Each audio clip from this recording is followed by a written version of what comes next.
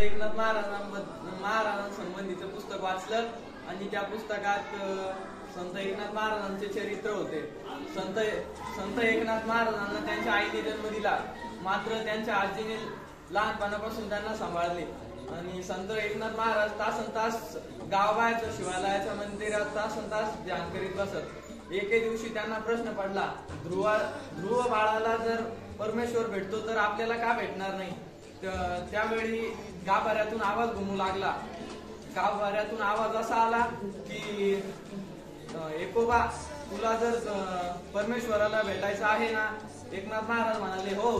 तर ते गाभाऱ्यातला आवाज म्हणाला की तू देवगिरीवर जा, तुझा गुरु तिथे तुझी वाट पाहत आहे. तर एकनाथ महाराज हो म्हणाले. आणि एकनाथ महाराज दुसऱ्या दिवशी सकाळी कोंबडा ओरडण्याच्या आधीच निघाले आणि दिवस उजाडेपर्यंत देवगिरीवर गेले. देवगिरीवर स्वामींनी त्यांच्याशी थोडा परिचय केला आणि स्वामींसोबत एकनाथ महाराजांनी 6 पावसाळे काढले. 6 पावसाळ्यानंतर स्वामींच्या आज्ञेवरून एकनाथ महाराज घरी आले आणि पैठणास स्थिर झाले. एके दिवशी घाटावरून स्नान करून येताना एकनाथ महाराजांना वाळवंटात तापलेल्या अवस्थेत एक मुलगा दिसला. ते मूल आईपासून हरवलेले होते. ते मूल मोठमोठ्याने रडत होते. एकनाथ महाराज त्या मुलाजवळ गेले आणि विटाळे शिव शिव हे विचार डोक्यातनं आणता एकनाथ महाराजांनी त्या मुलाला कडेवर घेतले आणि जणू परमेश्वरच, आणि त्या मुलाचे नाक व डोळे पुसले, त्याचे हातपाय धुवून घेतले आणि कड्यावर घेतले. ते मूल मोठमोठ्याने हसू लागले. एकनाथ महाराजांना वाटले की जणू परमेश्वरच आपल्या कड्यावर बसून हसत आहे. आणि त्यानंतर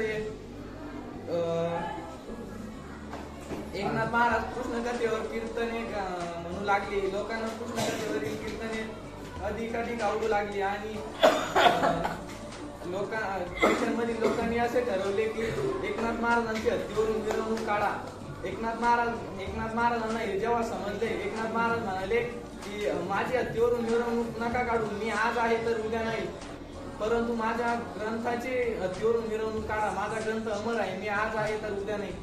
आणि एकनाथ महाराज काही दिवसांनी प्रजेस म्हणाले की आता मी मृत्यूलोकी जाणार. आणि शेजारी गावातील लोक एकनाथ महाराजांना पाहण्यासाठी बघण्यासाठी येत असे. पैठणमध्ये फुल गर्दी होत असे. आणि त्यानंतर एकनाथ महाराज वारले आणि